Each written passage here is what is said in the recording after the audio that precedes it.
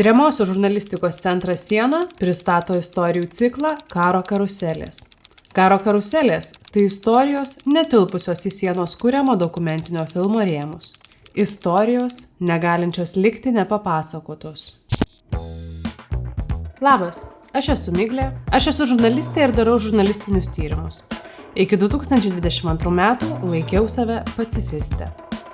2025 metais susipažinau su Jonu Ohman ir pirmą kartą išvykau į Ukrainą su tikslu sukurti dokumentinį filmą apie žmones, savo norų įsitraukusius į ne savo karą. Filmas pakeliui, tačiau ne visos istorijos parsivežtos iš fronto tilps į kuriamą filmą, bet jos visos yra vertos išvysti dienos šviesą.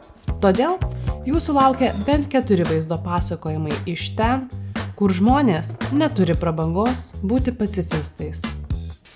Tiesą sakant, nebeturime ir mes. Tik dar to nesuprantame. Jūsų dėmesiui antroji Karo karuselių serija.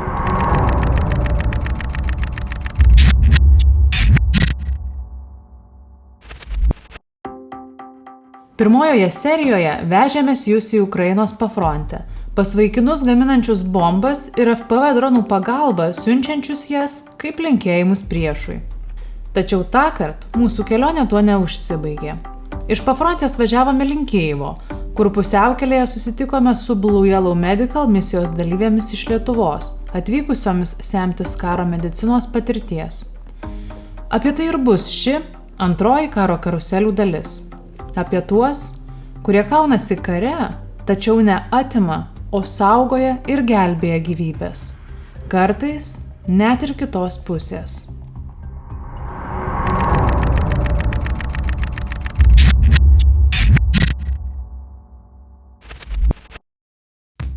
Susipažinkite, čia Vaiva. Vaiva yra Blue Yellow Medical misijų Ukrainoje koordinatorė. Vaivos darbas – organizuoti lietuvių medikų stažuotes į Ukrainos ligonines, taip pat evakuacijų bazes. Vėliau ten vyksime ir mes. Užfiksuoti vykdomų evakuacijų ir artimiau susipažinti su tais, kurie, rizikuodami savo gyvybėmis, gelbėja kitų. Bet dabar naudojausi progą pakalbinti Vaivą apie jos pačios misiją. Šiuo metu aš esu čia kaip Blue Yellow Medical misijų organizatorė arba koordinatorė, gal taip tikslingiau pasakęs. Tai nuo pat 22 metų balandžio mėnesio aš vis Ukrainoje. Ir kuo toliau, to daugiau. Į Ukrainą Vaiva išvyko vos prasidėjus karui, o sprendimą buvo priėmusi dar gerokai anksčiau. Man jau buvo pusmetis iki karo buvo aišku, kad aš taip darysiu, jeigu taip nutiks. Tai čia mano tokia, sakykime, apsisprendimas buvo jau labai seniai, kad jeigu nutiktų, tai aš tikrai būsiu čia. Ir aš jau maždaug pusmetį iki to ir tavo šeimą ruošiau, ir pati tam ruošiausi, ir buvau nusiteikusi, ir tą karo dieną man nebuvo iš jų net klausimo, nebuvo ką reikia daryti. Aš tuo metu buvau Norvegijoje, dirbau Norvegijoje, nutraukiau kontraktą tą pačią dieną, susikarau lagaminą, išvažiavau namo. Ir kas tada buvo? Jūs pas Blue Yellow tiesiai ir kaip čia? Ne, tuo metu kaip tik gal antrą karo dieną, man atrodo, paskelbė Samos renkantis medikus misijai į Ukrainą ir aš užsirašiau vieną iš pirmųjų, gal ir pirmoji, nežinau tiksliai. Ir mes išvažiavom, dėja tik balandžio mėnesį, laukiau namuose to išvykimo, labai ten su visokiais niuansais viskas buvo, bet išvykom galų gale. Ir po to aš dar būdama Ukrainoje gavau pasiūlymą grįžti vėl į Ukrainą ir tai buvo Buča. Grįžom į Bučą, tada jau su gydytoju Skirmantu Kronkaičiu. Ir čia, pasakykim taip, ta tikroji kelionė čia ir prasidėjo. Vaiva pasakoja, kad pirmoji kelionė į Ukrainą ir darbas ligoninėje gydant iš fronto atgabentus karius jos taip stipriai nepaveikė. Tačiau netrukus kartu su nauju sutiktu kolega Skirmantu Kronkaičiu ji išvyko į Bučą. Darbas deokupuotoje Bučoje su pragarą išgyvenusiais civiliais buvo visai kitoks. Buča iš tikrųjų buvo, jeigu mane ta pirma misija nesukrėtė niekiek, todėl kad aš žinau, kur aš važiuoju į karą, dirbsiu su kare sužalotais kariais, tai ir buvo ligoninė, kur vežė iš fronto karius. Tai Buča mane išmušė iš viso, ką tik tai noriu, pagrindą iš po kojų. Ten buvo labai sunkus išgyvenimai, todėl kad mes matėm tą realybę, ką patyrė žmonės okupacijos metu. Būdavo kiekvieną kartą labai sunku klausyti. Mes matėm ir išprievartautas moteris, prie kurių negali prisiliesti.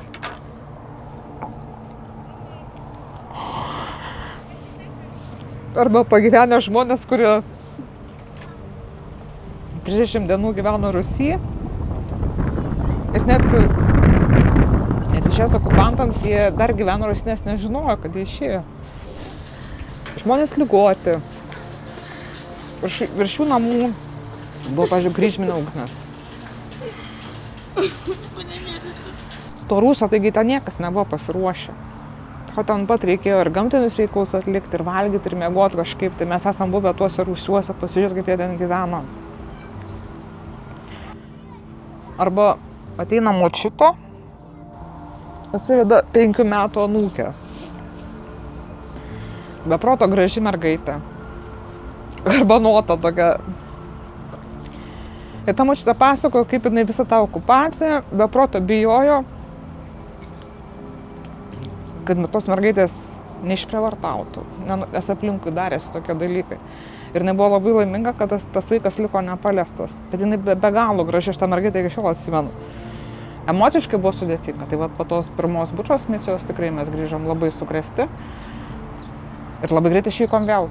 Nes mes supratom, kad čia yra tas laukas, kuriame trūksta pagalbos ir kur mes galim padėti. Ir galim labai reikšmingai ir labai naudingai save realizuoti ir padėti žmonėm konkretiem.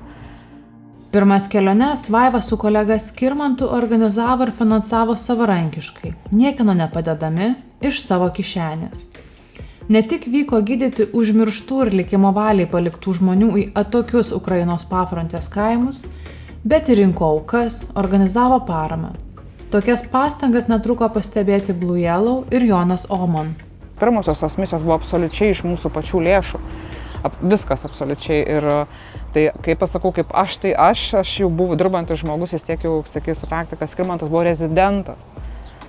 Man tai čia iš viso buvo jo toksai rezidentas su rezidento alga, važiuoja iš savo lėšas į Ukrainą. Tiesiog sunkiai suprantama, bet žmogus taip darė, nes jam tai buvo be galo svarbu, jis sako, aš negaliu kitaip gyventi. Ir tada, po kurio laiko, darėm tam tikras humanitarinės misijas, pagalbos, automobiliais, priemonėm kariams ir mus pastebėjo Blue Yellow, išgirdo Jonas apie mus ir pasikvietė. Taip prasidėjo Blue Yellow Medical misijos, kurios sėkmingai tęsiasi iki šiol. Jų esmė – vykti ir suteikti pagalbą ten, kur jos reikia labiausiai. Nuo pirmos dienos atvykimo labai daug dirbom dėl to, kad buvo toksai poreikis. Būdavo grįžtam ir vėlai vakare, visą dieną dirbantis. Ir važiuojam ir pas pacientus į namus, ir sugretuos ambulatorijose, bet kur gatvėje, ant suoliuko, autobusų stoteliai, po medžiu, bet kur dirbom. Kur tik tai žmonėms reikėjo pagalbos. Yra ir kiti fondai, kurie dirba, bet jie diagnozuoja, surašo, kad tau tokia ten liga, tau reikia gerti tokius vaistus. Ir su jų tais popieriais pacientai ateina pas mus ir sako, kas man iš to? Aš nusipirkti jų negaliu tų vaistų. O mes važiam tik su vaistais ir ne kitaip ir duodam pacientam keliem mėnesiam vaistai būna išrašom. Plus mes dirbam teritorijose, į kurias nevažiuoja kiti fondai. Nes jie turi griežtus apribojimus, ant 30 km nuo fronto linijos. Mes neimam jokių apribojimų, mes esam taip nusprendę, kad vyksim ten, kur mūsų reikia. Ne ten, kur mums norisi. Tai todėl mūsų tos misijos tokios labai sėkmingos ir yra. Atvažiuoja gydytojai, atvažiuoja slaugytojai ir su kokia patirtim jie grįžta namo. Tai yra didžiulė nuostaba jiem patiem, kaip jie galvojo, kad aš mačiau ten video, foto ar skaičiau ir aš žinau, jeigu net traumatologas profesorius su didžiulė patirtim ir tikrai labai geru aukštos, sakykime, taip, kvalifikacijos specialistas, jisai nuoširdžiai pasakė, Vaiva, sako, man sako, negėda pasakyti, kad aš nieko nesupratau ir nieko nežinojau. Ir jisai vėl atvažiuos čia kitą savaitę, nes jis suprato, kad čia reikia būti. Nes tu niekur negali kitur to išmokti ir pamatyti. Tai, kas yra padaroma dronų šiam kare, mes tikrai nematom Lietuvoje. Nieko panašaus nematom. Tai absoliučiai kiti sužalojimai, kitas gydymas, kitos traumos ir tą reikia išmokti daryti. O kur išmoksi? Tik Ukraina gali išmokti. Iš pirmųjų misijų Vaiva su Skirmantu parsivežė neįkainojamą patirtį, kaip gydyti kovos sužeidimus ir kaip veikti tokiomis sąlygomis, kai nėra nei vaistų, nei įrangos, nei logistikos, o priemonių negali tiesiog užsisakyti ar nusipirkti vaistinėje. Vaistų nėra, priemonių nėra, viena močiutė iškrito iš lovos, ranka sulūžusi. Ir mes stovim su Skirmantu, jos nuvežti nėra kaip niekur, jos ligonė, jos niekas nepriims, net greitoji ten dar neveikia. Ranka akivaizdžiai lūžusi. Mes gipsinių tvaršių neturim. Per vietinius, per kanalus toks susižinom, kad kažkur tai Bučioj, kažkokiam Rusy yra kažkokių tai priemonių. Susirandame su žmonės, nuvažiuojam, taip, pasirodo yra kažkoks tai humanitarinė priemonė sandėlis, ten susirandam gipsinių tvaršių, grįžtame tuos namus. Turim nuotraukas. Jau tada dariau nuotraukas. Sugipsuojam tai močiutei ranką. Atvažiuojam po 2 savaičių, nes mes tada būdavom po 4 savaitės misijoje. Atvažiuojam, Marija sveikinasi, mums sudainuoja, ranka gyja, viskas gerai. Aišku, be abejo, tų skaudžių dalykų buvo daugiau, bet va tokiais momentais, tai, tu supranti, kad tas dėkingumas nuoširdus už tų žmonių, tai jis yra labai daug ko vertas. Ja еще свое муми. Только будет пить таблетки? Дай поцелуйте. Ну, давай. Ой, Да. спасибо. Ну, хорошо. Спасибо, милочек. Спасибо.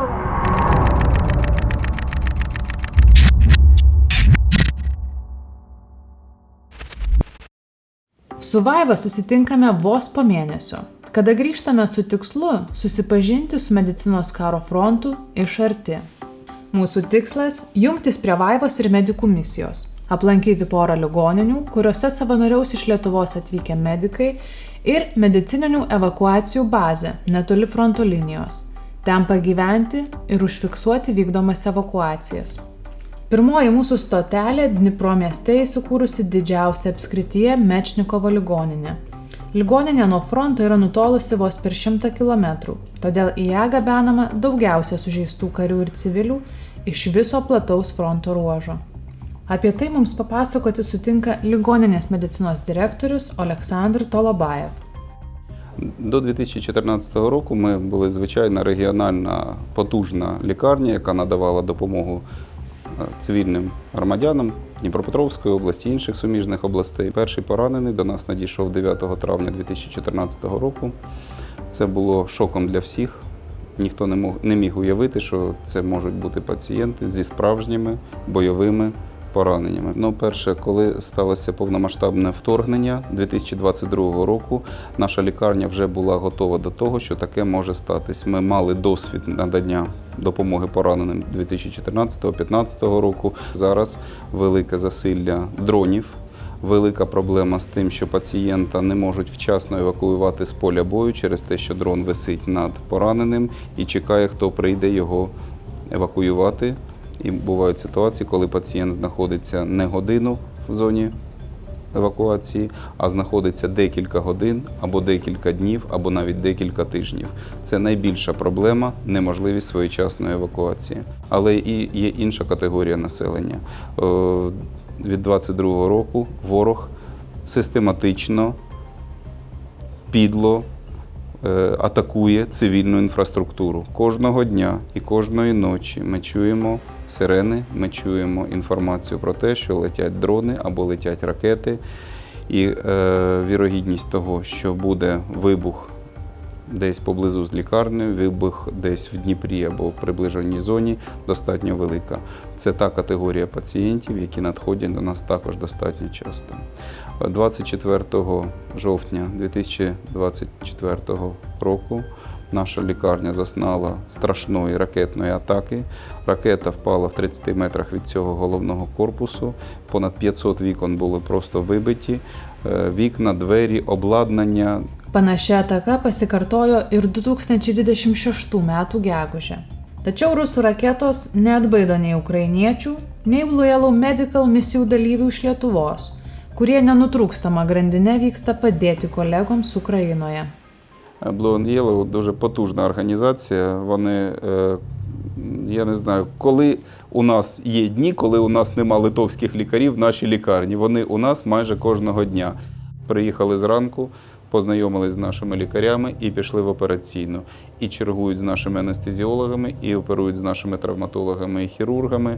Тому я дуже б хотів, щоб наш досвід лікування бойової травми вам ніколи не стався в нагоді. Tai jau ne pirmas kartas, kai girdžiu ukrainiečius sakant tokius skaudžius linkėjimus. Tai, ką jie kasdien mato, patiria ir išgyvena, pasilieka visam gyvenimui. Medikams, kad ir kokie tvirti jie būtų, taip pat. Ми пам'ятаємо ситуацію в 22-му році, коли люди виїжджали з окупованих територій. Батько втратив свою доньку внаслідок ракетної атаки. Попала ракета в будинок. Він вижив, його онука вижила, а донька, на жаль, загинула. І він зібрав в пакет все, що залишилось від його доньки, для того, щоб поховати тут, в Україні, на неокупованій території, положив в автомобіль, і вони їхали, рятувались від ворога, від агресії. Яка їх подалі доля, не знаю. Вони приїхали до нас, вони переночували до ранку і поїхали з онукою далі, для того, щоб поховати маму. Де вони зараз, навіть не можу сказати. Такі історії, вони кожного дня. І ці рани, вони не менш глибокі, ніж рани фізичні. Ці рани залишаються на все життя. Baigę pokalbį prisijungėme prie medikų, kuriuos ligoninės medicinos direktorius Oleksandr Tolobajev priima supažindinti su ligoninės darbu, papasakoti apie suplanuotas operacijas, suskirstyti į komandas ir paruošti darbui. Vaikštame po koridorius ir skyrius, kuriuose kiekvieną dieną keičiasi pacientai. Vieni atvežami, kiti stabilizuojami, gydomi, operuojami, ruošiami reabilitacijai ar pervežami į kitas ligonines. Dešimtys naujai sužeistų žmonių kasdien – karių ir civilių. Ir taip jau 5 metus, diena iš dienos. Palikę dalį savanorių dirbti, pajudame į vaikų ligoninę, kuri ypatinga tuo, kad pirmoji Ukrainoje stato požeminius ligoninės korpusus. Mūsų pasitinka ligoninės komunikacijos skyriaus vedėjas Maksimas ir direktorė pavaduojanti Viktorija. Viktorija pasakoja, kad jų ligoninė priima vaikus iš visų aplinkinių apskričių – Donecko, Luhansko, Charkivo, Sumų. Kai atakos suintensyvėja, ligoniai guldomi net koridoriuose. Ми молимо Бога, щоб кожен день це не було заповнено всі палати і багато. Бо коли були масові поступлення після обстрілів, то тут лежали, мабуть, ще не в коридорах. Dalį susipažinimo Viktorija skiria ligoniukų lankymui ir nusiveda mus pas Glebą, 12-metį iš Покровсько, ligoninėje dienas leidžiantį su močiute Nina. Доброго дня. Ні, все нормально. Литва. Прибалтика, так, ми Прибалтика, там волонтери Литва. там приїхали. Бабушка А Нина ви Покровська. звідки ви? З Покровська. Покровська, ага. Сосумили, да. А що там, як звати? Глеб, Ага, скільки тебе? 12. А що відбувало? Чи можеш сказати, що там тебе? Як? Що случилося? Що случилось? Прильот Снаряд розірвався. російської.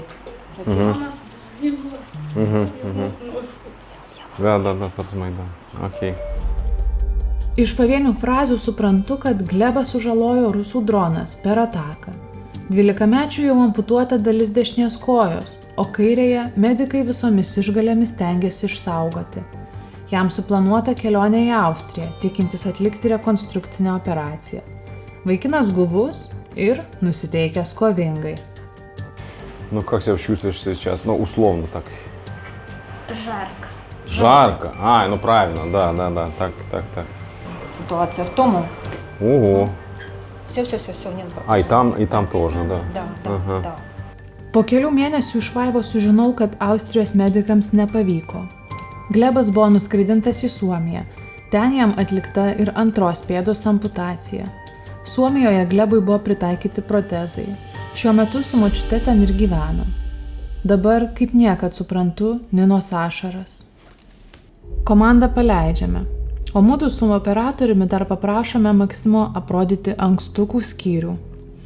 Mus pasitinka skyriaus vedėja Oksana ir palydi į intensyvios priežiūros skyrių. Čia guli kritinės būklės vaikai, kurie arba laukia operacijų, arba yra prižiūrimi po jų. Oksana pasakoja, kad karo sukeliamas stresas stipriai išaugino priešlaikinių gimdymų skaičių ir pakeitė ligoninės darbą iš esmės. Я хочу сказати, що починаючи з того 22-го року, як почалася війна, ми ніколи не працювали так, як ми працюємо зараз. Ми працюємо з перенавантаженням постійно, але кожен день, коли ви бачите, там ця кімната розрахована на 9 ліжок. Але якщо порахувати, тут завжди більше дітей. 10, 12, вчора було 12 дітей, на ранок було 13, зараз ми оперували. Тобто, з одної сторони, так, багато дітей, ми перенавантажені, виснажені, але з іншої сторони це надихає, тому що є народжуваність, є діти, і ми даємо шанс цим дітям вижити. Su mumis palatoje yra jaunų tėvų, budinčių prie savo naujagimio pora. Nesusilaikau nepaklaususi, kaip Oksana atlaiko tokį darbą. Емоції, як завжди, до цього не можна звикнути. Ми працюємо над собою іноді для того, щоб спілкуватися з батьками. Іноді це буває тяжко. Але за кілька років ти вже тут і психолог, і мама, і для співробітників також. Тому треба бути завжди в настрої, завжди з позитивом, завжди, якщо це емоції, то більш позитивні емоції, тому що на сьогодні всім тяжко. І всі емоційно є коливання. Тому відновлення відбувається не тут. Po šio susitikimo jėgas ar bent kvapą atgauti norėtume ir mes. Tačiau skubame jungtis prie Vaivos ir keliauti į TACMED, medicininių evakuacijų bazę rytų Ukrainoje, kur Vaiva įkalbėjo jos įkūrėją Norvegą Saimoną įsileisti mus kartu pagyventi ir pastebėti jų darbą, sudalyvauti evakuacijose. Aš puikiai atsimenu, kad 22 metais pati pirmą kartą atvažiavau į Ukrainą ir padirbėjus Ukrainoje aš pati savo padariau išvadą, kad joks Norvegas čia nepadirbtų. Todėl, kad aš pati dirbau Norvegijoje nemažai metų, pažįstu tą mentalitetą, darbo kultūrą, kaip viskas vyksta ir sakau, mes galim, bet, pavyzdžiui, koks nors Norvegas čia tikrai nepadirbtų. Ir labą dieną, atvažiuoju čia ir randam Norvegą, kuris dirba nuo pat 22 metų. Ir tai yra tiesiog neįtikėtinas dalykas ir jisai perprato ir mentalitetą, prisitaikė prie tų sąlygų, kaip yra, bet jisai vis tiek dirba savo metodais, kas yra nuostabu. Dabar pastovim, nefilmuojam, nes postų norim. Jo atsidavimas yra, bent aš nežinau analogų, bet aš manau, kad jų yra. Tiesiog aš žinau, kad labai mažą dalį Ukrainos ir labai mažą dalį veikiančių čia žmonių. Bet nesu sutikus kito tokio, kuris 4 metus vis dar būtų čia ir vykdytų labai aktyvę ir labai tokią sudėtingą veiklą. Važiuojant, kraštovaizdis keičiasi drastiškai. Dnipre ar net Pavlograde atrodytų verda įprastas gyvenimas. Miestuose zuja automobiliai ir žmonės, gatvės alsuoja gyvenimu. Tačiau vos pusvalandis kelio link Pokrovsko ir civilius automobilius keičia karinių vilkstinės, o pakelėje sustojimuose beveik visi vilki karines uniformas. Pakeliu į bazę dar sustojome užkasti. Itin neįprastoje vietoje. Savanorių įkurtose ir išlaikomose valgyklose, kurios nemokamai maitina visus dirbančius fronte – karius, medikus, savanorius.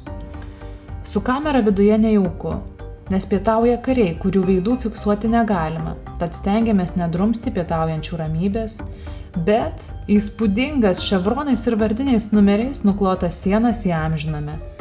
Kadangi dar turime kiek laiko, Vaiva pasiūlo nuvežti mus prie simbolinio Donecko apskrities riboženklio. Kol dar stovi, tarsteli. Ten bus Donecko srities riboženklis, turbūt taip galima vadinti, bet jis yra tapęs tam tikros ir garbės ir atminties ženklų. Jų Ukrainoje yra ne vienas ir čia yra vienas iš jų. Ir kariai daliniai vykstantis už šios ribos palieka savo dalinių vėliavas, palieka savo dalinių ženklus, lipdukus ir bet ką, kas yra susijęs su jų daliniais, kaip atminti, kaip pagarba. Ir ta vieta yra tapusi tokio, sakykime, įžymiomis tokiamis vietomis keliose Ukrainos vietose. Savotiška pagarba tiems, kas vyksta kariauti. Ir šiuo metu ten, kiek supratau, nėra taip lengva patekti? Šiuo metu ten nėra lengva patekti, todėl kad dar prieš kelias savaitės iš tikrųjų iki tos stelos nuvažiuoti nebuvo jokių problemų visiškai. Todėl, kad tas postas patikrinimo toks, sakykime, rimtesnis, jisai buvo už stelos. Tai va šiandien jisai bus gerokai prieš stelą, keli kilometrai. Tai reiškia, kad ruošiamasi atsitraukimui, ar jis įvyks ar ne, tai čia jau kitas klausimas, bet yra ruošiamas pozicijos ir teritorija daroma neįvažiuojama šiaip savo, tik tai su leidimais, su slaptažodžiais ir nes jau keičiasi taktinė situacija, dėja, bet ne į gerąją pusę. O ten yra kažkoks pavojus, kur dabar važiuoti? Be abejo, kad tai pavojus yra, iki ten gali atsiristi ir FPV dronai, tai yra gana arti fronto ir todėl įdėmiai stebėsim dangų, stebėsim situaciją aplinkui ir reaguosim iš karto, todėl nusiimsim diržus, nebūsim prisisegę ir atidžiai žiūrėsim, atidžiai klausysim.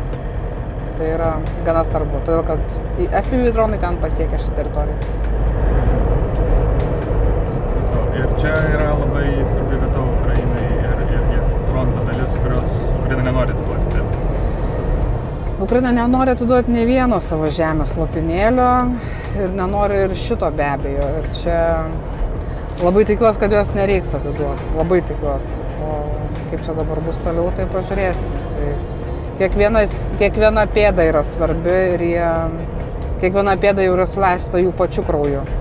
Todėl jie tikrai neturi nei noro, nei ketinimų paimti ir atiduoti savo žemės. Tikiuosi, kad nereikės.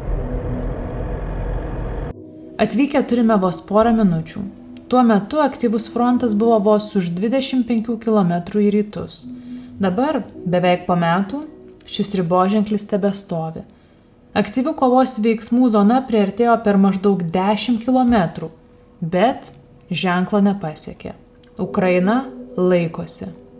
Atvykusius į bazę mus pasitinka bent tuzinas kačių ir kiek mažiau savanorių iš visų pasaulio kampelių. Pažindiname su šeimininku Simonu ir bandome suprasti saugumo taisyklės. Kadangi frontas labai arti ir kiekvienas pastatas čia yra taikinys, esame įspėti nefilmuoti aplinkos, o evakuacijas filmuoti tik greitosios pagalbos automobilio viduje. Netrukus pasitaiko proga vieną tokią misiją užfiksuoti.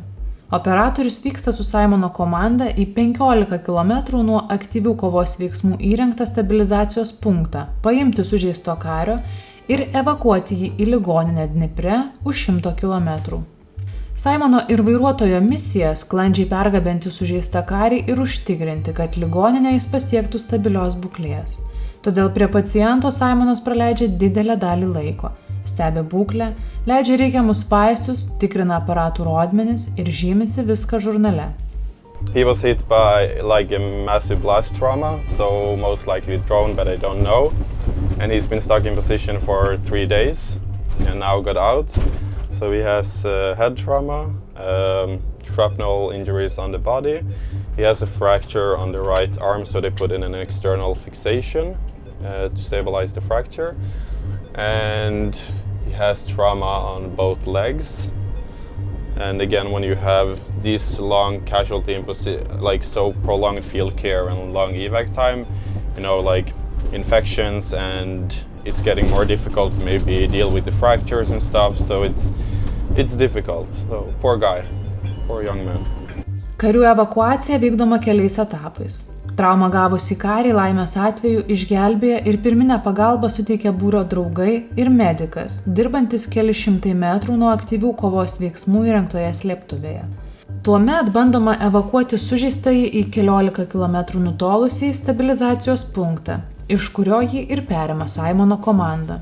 The pickup location we were at now, they are stage 2 stabilization point, so they have pretty much everything they need to perform like life-threatening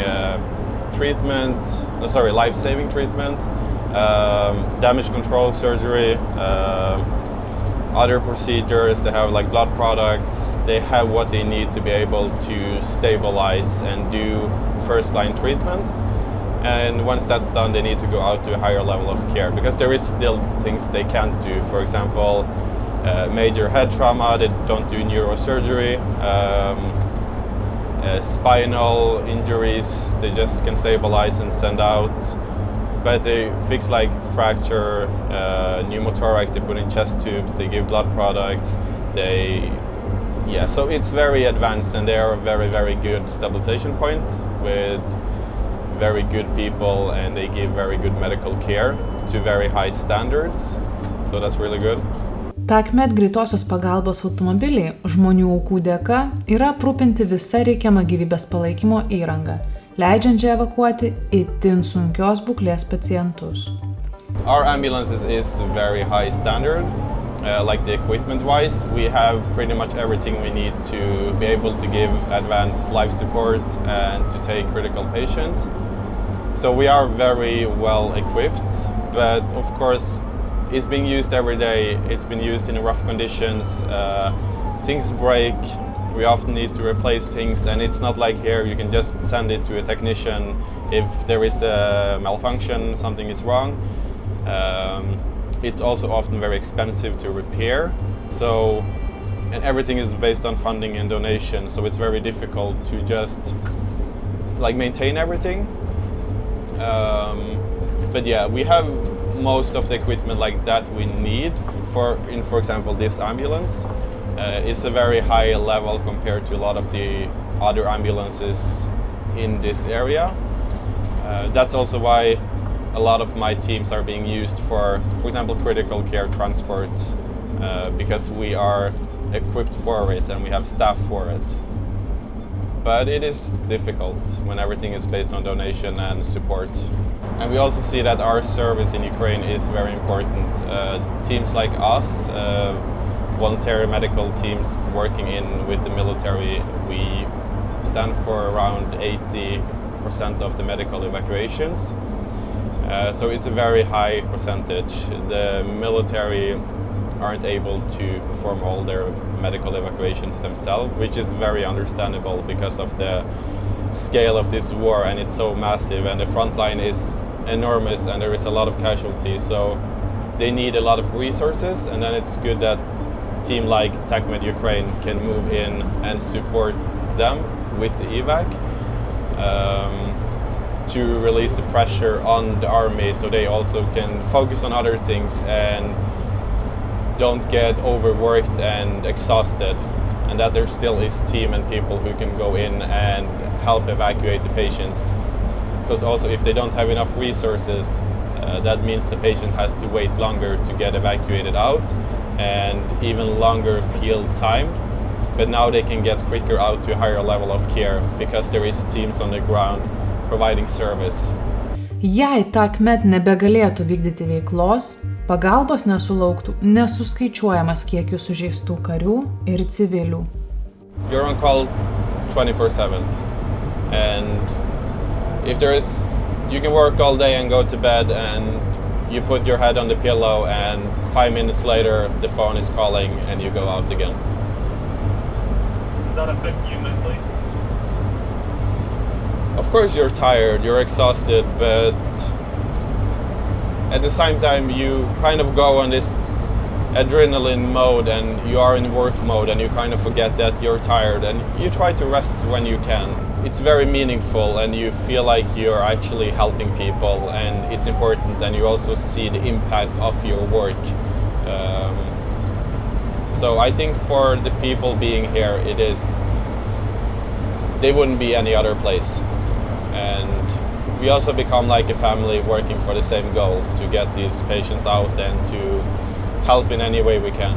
It becomes like your family and your friends, and you're here to support them, and you go through hell together. So you're more like a family and friends pushing through the difficult times more than you feel it's a work.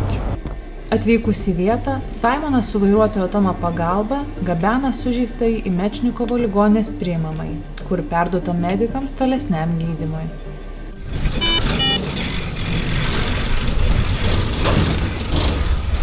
Доедем до реанимации.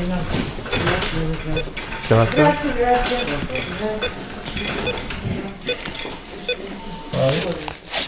Hello. Ja, bara bra. Сюдим, да? Så. Чуть-чуть пиздец, чуть-чуть охуенно.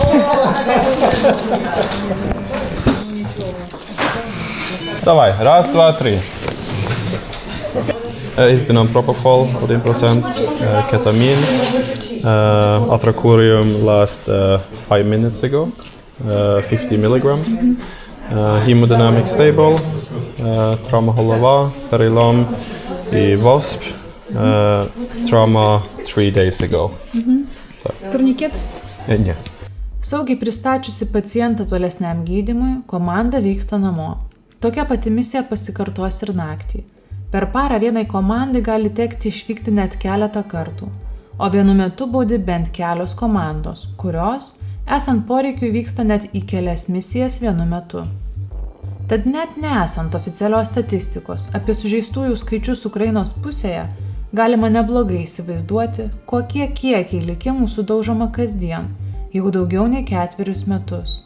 Ir kokia gyvybiškai svarbi yra savanorių ir visų aukojančių pagalba Ukrainai.